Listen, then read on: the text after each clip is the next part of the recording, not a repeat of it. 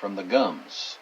Okay, he's bleeding from his gums. Diffuse spontaneous ecchymosis, that's also bleeding, bruising.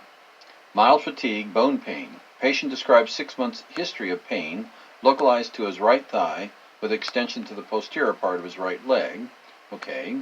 On admission, his blood pressure was only 70/50. That's not good. His heart rate is only 57. His temperature is 37.3. Chest was clear to auscultation. Saturation only 88% on room air. So he's got some real problems here. So his pressure is falling. His heart rate is falling. He's not saturating very well. Just doesn't look like he's getting a lot of good perfusion.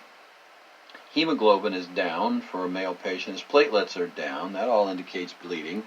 INR is elevated. So he's definitely got bleeding issues, and it said right from the start he's been bleeding right out of the gums, and then spontaneous bruising, so that's also easy bleeding. So he's having a bleeding disorder.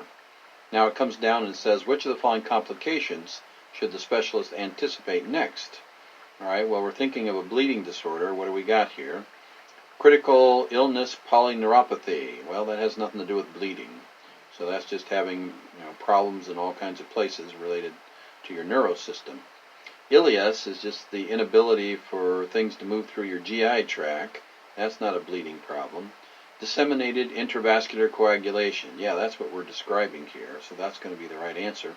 Gastritis is inflammation of the GI tract, and so that's somebody who's going to have a lot of abdominal pain and tenderness, problems there, but not a lot of bleeding necessarily.